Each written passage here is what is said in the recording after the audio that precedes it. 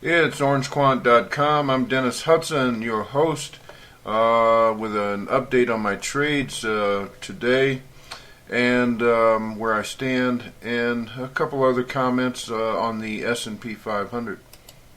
Start off with the S&P 500 or the SPY, whichever you want to talk about. In the video yesterday where I put up the forecast for the second quarter on the SPY, I said that the range was 110 to 120. I did not mean that the range of action was 110 to 120. I meant the high would be 110 to 120, and actually, like a knothead, I should have realized it was already sitting around 117 yesterday. And today, by the way, is April 1st, 2010, and it's after the close. So what I meant was the high for this quarter would be around somewhere between 110 and 120. It's obviously going to be closer to 120 or thereabouts. The actual range, I don't have a true fix on that. You can look at the trend lines and you'll get a flavor of what that might be.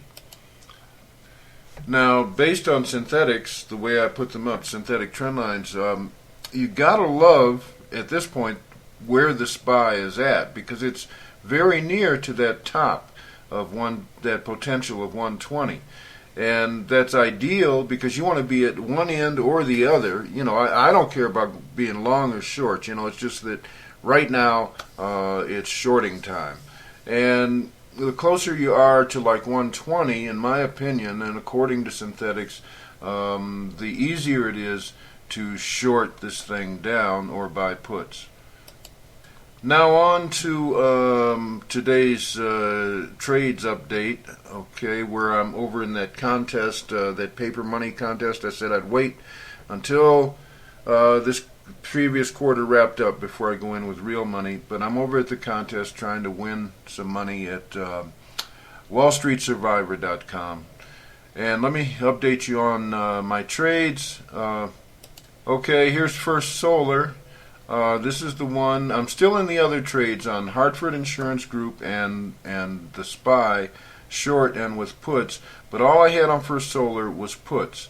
And yesterday I was explaining in the last update on the trades, I was explaining how this trade is working out, what it's looking like. And we had H205 up here, and I said, see how it popped up above a certain line, and this is a warning. So today, when I looked at First Solar, it actually ran. I bought these at 165, and I had a sell order in for 250, and the range today was all the way up to 210 on that.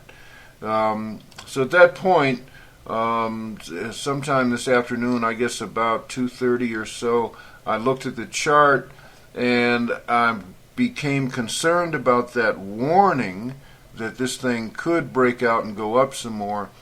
But you look at this chart that we're looking at now, you wouldn't believe that. Anyhow, with only 2 weeks left and a big long weekend in between here and Monday, I decided I would close out this trade at the best price I could. I managed to get out at 190. And that special indicator that you're looking at below, I'm not too sure where we stand on that, so I just didn't trust it. I got on out with 190, about an 18% profit on the trade. And here's the good part. Besides clearing a $24.80 net, $2,480 net on this, which you can see down here. Oops, that's a line. Why do I always do that? I meant to draw a circle.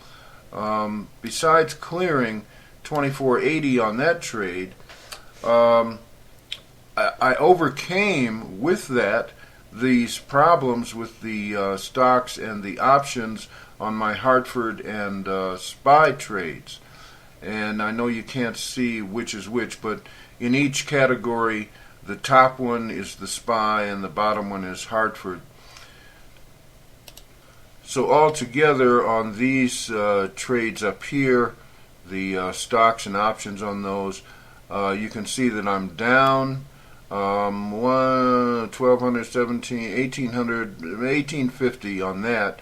$1,850 on those trades. I'm not at all worried about the stock trades up above, but the option trades are of concern, and I stand to lose. I could lose a bit more on those. Actually, not much more on the Hartford because that's already down 80%. That's almost wiped out.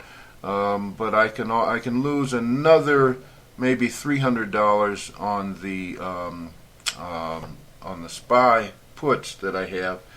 So, in other words, make a long story short here, on the options, I'm down $1,200, and but by selling my First Solar puts today at 190, I am actually ahead of the game on this, and I got a 2480 net on that. So I'm about $600 overall, $600 or $700 overall. I'm ahead of the game.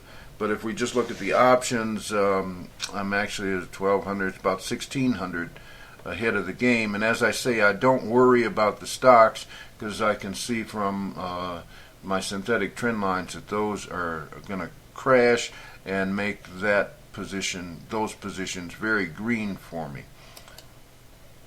It's kind of like sausage. If you like sausage, you never want to go to a sausage factory and see how sausage gets made.